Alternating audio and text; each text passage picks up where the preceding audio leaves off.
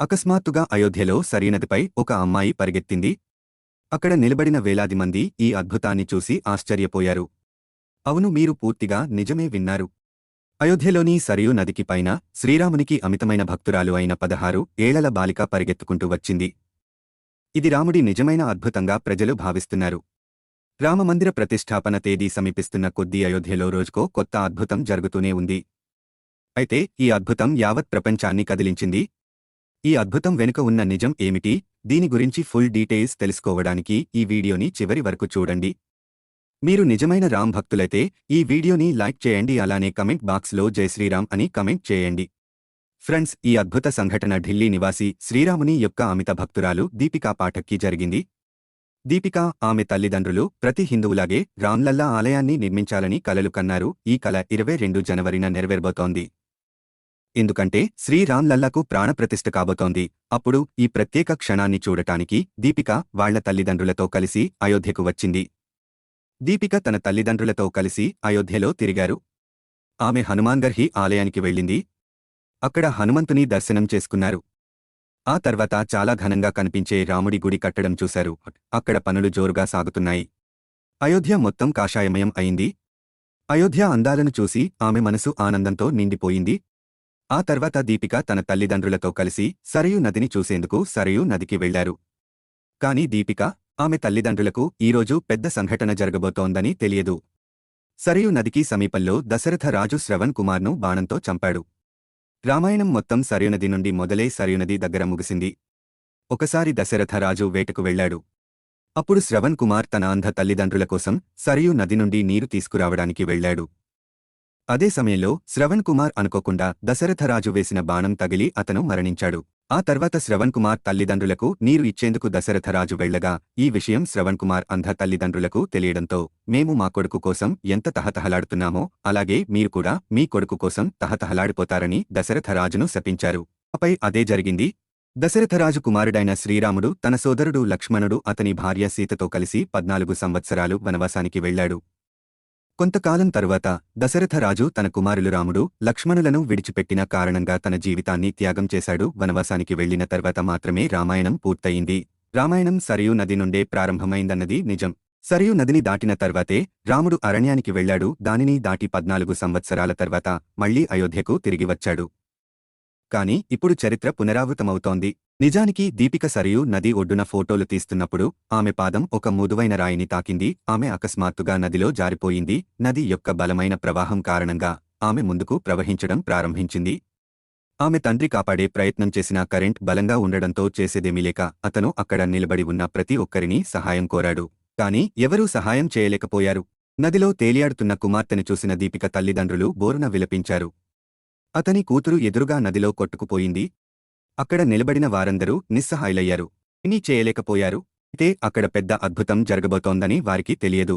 దాదాపు 2 నుంచి 3 నిమిషాల తర్వాత దీపిక తల్లిదండ్రులు ధైర్యం కోల్పోయారు. ఇంత ప్రవాహంలో అమ్మాయి చనిపోయి ఉంటుందని అందరూ అంటున్నారు. అయితే ఒక్కసారిగా అందరి ముందు జరిగిన సంఘటన అందరినీ షాక్కి గురిచేసింది. దీపిక సరయూ నదిపై పరుగెత్తుతూ కనిపించింది. ఇది చూసి అక్కడ నిలబడిన వారంతా జై జై శ్రీరామ్ అంటూ నినాదాలు చేశారు. ఎందుకంటే అది ఒక పెద్ద అద్భుతం. సరయూ నదిపై 16 ఏళ్ల బాలిక మాత్రమే నడుస్తోంది. ఎవరో నేలపై నడుస్తున్నట్లు నదిపై నడుచుకుంటూ తన తల్లిదండ్రుల వద్దకు వచ్చింది. ఈ దృశ్యాన్ని చూసి అందరూ ఆశ్చర్యపోయారు.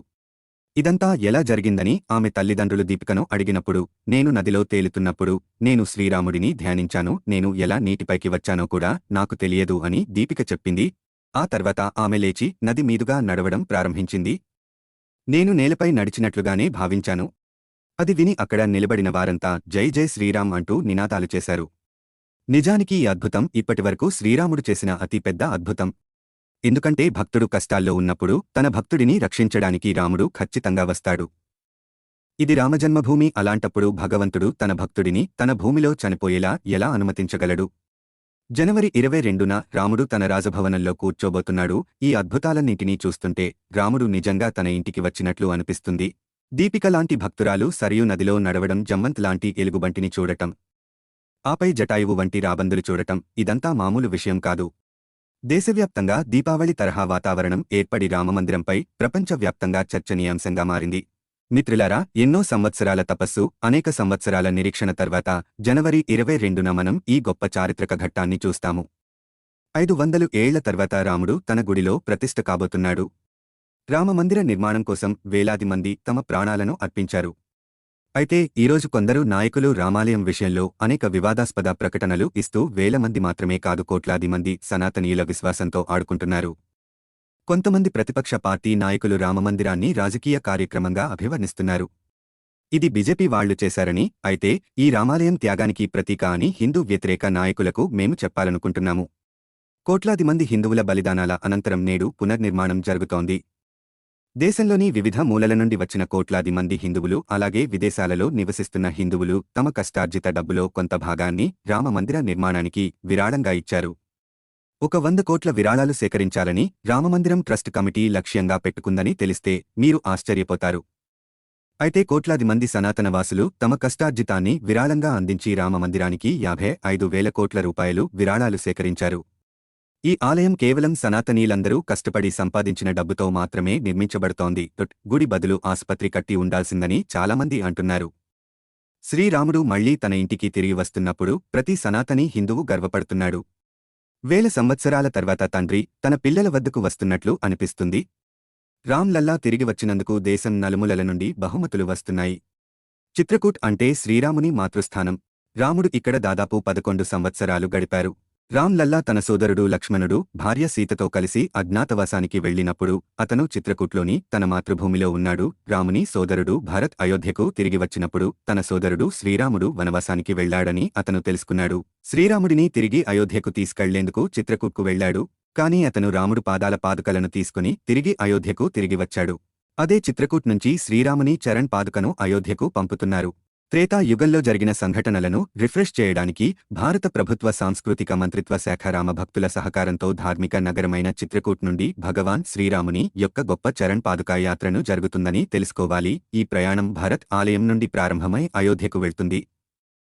శ్రీరాముని చరణ్ పాదుక యాత్రలో భరత్ గుడిలో ఉంచిన శ్రీరాముని చరణ్ పాదుకలను భరత్కుప్ బావిలో నీరు తీసుకుని స్నానం చేయించి ఆచారాల ప్రకారం పూజలు చేసి ఆ తర్వాత చరణ్ పాదుకలను రథంలో అయోధ్యకు తీసుకుని వస్తారు.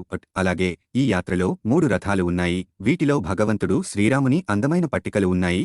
అలాగే దేశంలోని అనేక మూలల నుండి హిందువులు శ్రీరాముని భక్తులు అయోధ్యకు కాలినడకన ప్రయాణిస్తున్నారు.